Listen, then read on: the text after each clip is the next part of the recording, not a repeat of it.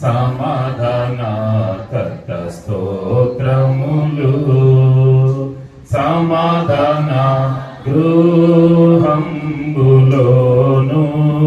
సమాధాన కర్త స్తోత్రములు క్రీస్తు యేసు మనకిలను నిత్య సమాధానము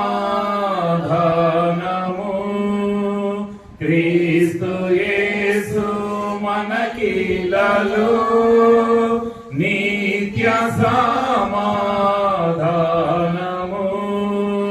మధ్యపు గోడను కూలద్రోసెను మధ్యపు గోడను కూలద్రోసెను నిత్య శాంతిని మనకొసగిన్ నిత్య శాంతిని మనకొసగిన్ సమాధాన గృహంబులోను సమాధాన కర్త స్తోత్రములు సమాధాన గృహంబులోను సమాధాన కర్త స్తోత్రములు. ఒక వాక్యం చదువుకుందాం. ఎఫెసీయులకు రాసిన పత్రిక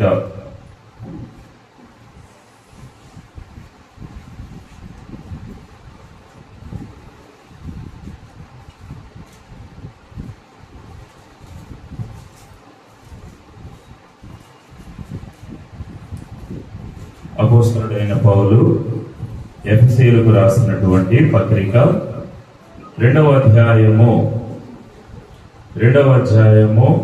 19వ వచనము నుండి 22వ వచనం వరకు ఉన్న భాగాన్ని ఈ సమయంలో మనం చదువుకుందాం.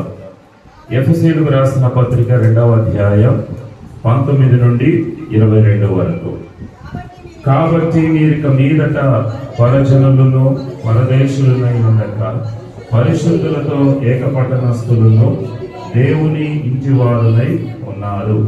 క్రీస్తు యేసే ముఖ్యమైన మూలరాయి అయి ఉండగా అపోస్తలులను ప్రవక్తలను వేసిన పునాది మీద మీరు కట్టబడి ఉన్నారు.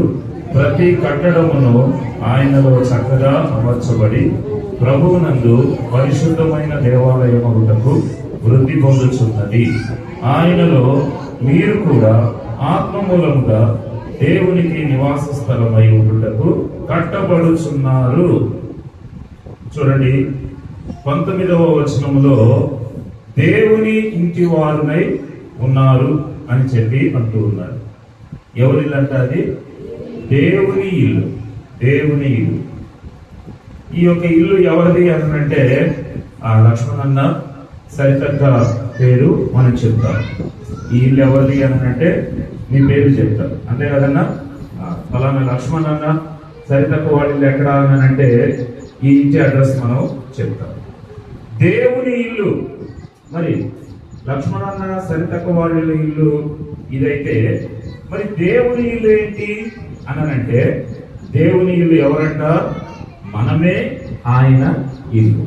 కాబట్టి మీరిక మీదట పరజనులను పరదేశులనై ఉండక పరిశుద్ధులతో ఏకపట్టణస్థులను దేవుని ఇంటి వారునై ఉన్నారు అని చెప్పి అంటూ ఉన్నారు. కాబట్టి మనమే దేవుని ఇల్లు, ఆయన సంఘమే ఆయన యొక్క ఇల్లు.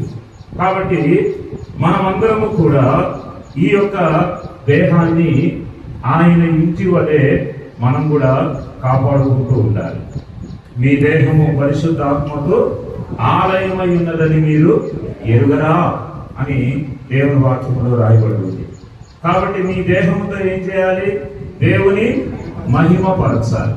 దేవుని మహిమపరచాలి. కాబట్టి మనమే ఆయన యొక్క ఇల్లు. ఆత్మీయంగా మనమందరము కూడా ఆయనకు నివాస స్థలముగా మనం ఏమవ్వాలి? కట్టబడుతూ ఉండాలి. ఆ మాట 22వ వచనంలో రాయబడి ఉంది. ఆయనలో మీరు కూడా ఆత్మ మూలముగా దేవునికి నివాస స్థలమై ఉండుటకు కట్టబడుచున్నారు.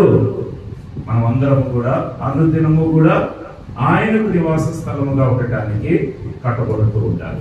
అలాంటి ఆత్మీయమైనటువంటి గృహము వలె దేవుడు మనలందరినీ కూడా ఆశీర్వదించునుగాక. అదే సమయంలో లక్ష్మణ